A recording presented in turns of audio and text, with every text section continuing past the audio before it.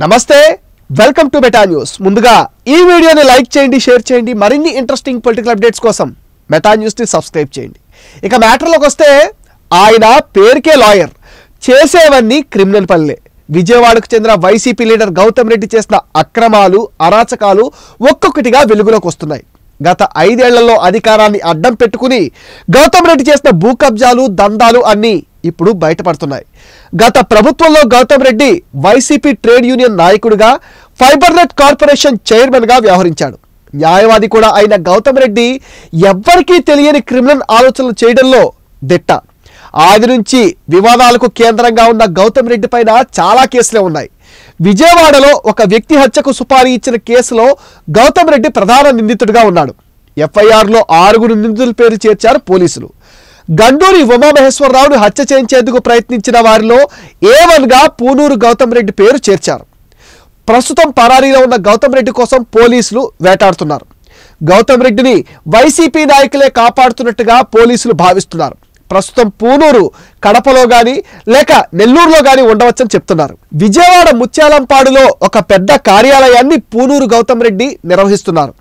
అయితే వాస్తవానికి ఈ ఆఫీస్ ఉన్న భూమి గౌతమ్ రెడ్డిది కాదని, తప్పుడు పత్రాలతో ఆక్రమించారనేది పూనూరు పైన ఉన్న ప్రధాన అభియోగం. ఈ క్రమంలో భూమి ఓనర్ గండూరి ఉమామహేశ్వర శాస్త్రి ప్రస్తుతం న్యాయ పోరాటం చేస్తున్నారు. కేసు కూడా విచారణ పరిధిలో ఉంది. ఇంతలోనే గౌతమ్ రెడ్డి ఉమామహేశ్వర శాస్త్రిని చంపించేందుకు కుట్ర పన్నినట్లుగా తాజాగా కేసు నమోదైంది.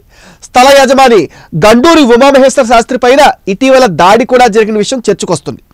ఈ దాడి వెనక పూనూరు ఉన్నట్లుగా పోలీసులు నిర్ధారించారు. గండూరిని లేపేయడం ద్వారా కోట్లు విలువ చేసే స్థిరాస్తిని సొంతం చేసుకునేందుకు గౌతమ్ రెడ్డి ప్లాన్ చేశారన్నది అభియోగం కూడా నమోదైంది. గండూరి హత్యకు సుమారుగా 25 లక్షల సుపారీ డీల్ కుదుర్చుకున్నారని పోలీసులు గుర్తించారు.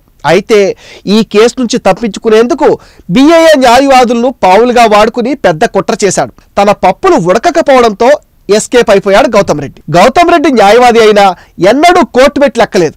కొంతమంది జూనియర్ లాయర్లు పెట్టుకుని సెటిల్మెంట్ వ్యవహారాలు చక్కబెడుతూ ఉండేవాడనేది తేలింది. గౌతమ్ రెడ్డి గురించి మీడియా సమావేశంలో సిపి సంచలన నిజాలు బయటపెట్టారు.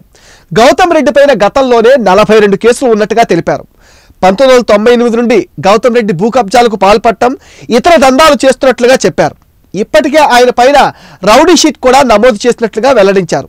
దీపావళి పండుగ రోజున ఉమామహేశ్వరరావు ఇంటిపైకి గౌతమ్ రెడ్డి మనుషుల్ని పంపించినట్లుగా చెప్పారు. కేసులను వెనక్కి తీసుకోకపోతే చంపేస్తామని బెదిరింపులకు పాల్పడినట్లుగా తెలిపారు. ఆయన కోసం పోలీసులు 2 బృందాలుగా గాలిస్తున్నామని చెప్పారు. గౌతమ్ రెడ్డి సుపారీ ఇచ్చిన గ్యాంగ్ సభ్యులు 4 అదుపులోకి తీసుకున్నామని పోలీసులు చెప్తున్నారు.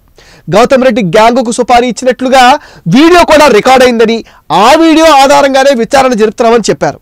ఇది మెటా న్యూస్ అప్డేట్. ఈ వీడియో పైన మీ విలువైన ఒపీనియన్ని కామెంట్ సెక్షన్లో పోస్ట్ చేయండి. మీరు ఇచ్చే కామెంట్స్తో మరిన్ని ఇంట్రెస్టింగ్ వీడియోలు మీకు అందిస్తాం ఫ్రెండ్స్. మీరు ఇచ్చిన సపోర్ట్తోనే ఈ రోజు మేము 100K రీచ్ అయ్యాం.